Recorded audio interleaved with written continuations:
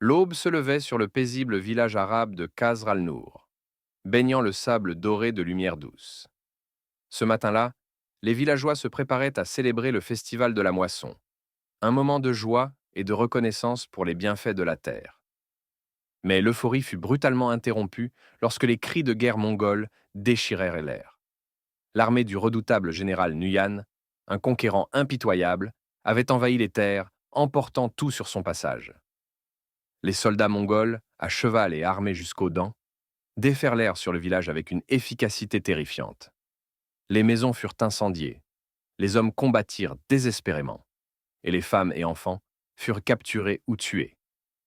En quelques heures, Kasr al-Nour fut réduit en cendres. Au milieu de ce chaos, la princesse Laïla, fille du sultan Haroun, fut capturée alors qu'elle essayait désespérément de protéger les habitants. Laïla fut emmenée dans un camp de travail au cœur du désert, où elle fut enchaînée avec d'autres prisonniers. La vie dans ce camp était brutale et déshumanisante. Les jours passaient entre le travail éreintant et les humiliations infligées par les soldats mongols. Pourtant, malgré ces conditions inhumaines, Laïla ne perdit jamais espoir.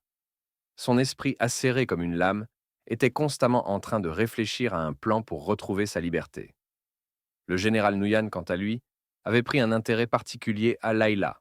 Il la voyait non seulement comme une captive précieuse, mais aussi comme un symbole de la victoire mongole. Il la traitait avec une certaine forme de respect, mais sous une apparence de bienveillance se cachait une détermination calculatrice. Nuyan était un tacticien brillant, mais il ignorait encore à quel point Laïla était déterminée à se venger.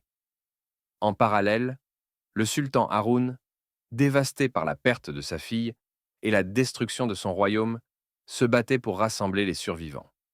Bien que son autorité fût affaiblie, il réussit à envoyer un message secret à ses fidèles alliés et à Khalid, un ancien garde du palais et ami proche de Laïla.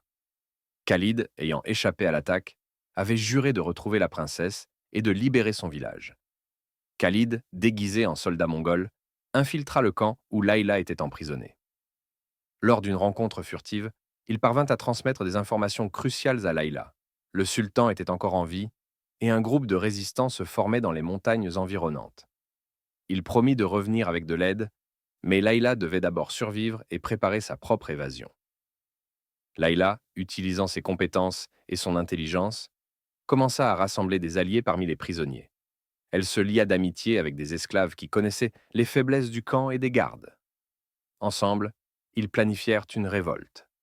Laïla, en utilisant des stratégies subtiles, fit diversion en sabotant les fournitures et en perturbant les routines des gardes.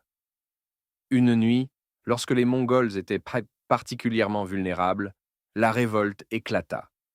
Les prisonniers, armés d'outils improvisés, prirent d'assaut les gardes, tandis que Laïla et ses alliés cherchaient un moyen de sortir. La bataille était chaotique, mais Laïla réussit à infiltrer la tente de Nuyan, qui avait été pris par surprise. Elle chercha à le confronter, mais il parvint à s'échapper, laissant derrière lui un camp en ruine. Libéré et maintenant avec ses alliés, Laïla et Khalid rejoignirent les résistants dans les montagnes. Ensemble, ils préparèrent une attaque audacieuse pour reprendre le village. Leur plan était risqué, mais le désir de liberté et de vengeance les motivait. L'affrontement final fut une épreuve de force. Les Mongols, bien que puissants, ne s'attendaient pas à une attaque coordonnée et stratégique. Les résistants, dirigés par Laïla, utilisèrent les connaissances du terrain et des tactiques de guérilla pour contre-attaquer. Laïla, en tête de la bataille, affronta Nuyan dans un duel intense. L'affrontement entre Laïla et Nuyan fut épique. Les deux combattants se mesuraient non seulement par la force, mais aussi par l'intelligence et la stratégie. Laïla, en utilisant ses compétences acquises en captivité, réussit à déjouer les plans de Nuyan. Avec un coup décisif, elle triompha du général mongol, le renversant et mettant fin à son règne de terreur. Avec la défaite de Nuyan, les Mongols furent contraints de se retirer. Le village de Kasr al-Nour fut libéré et la paix fut restaurée.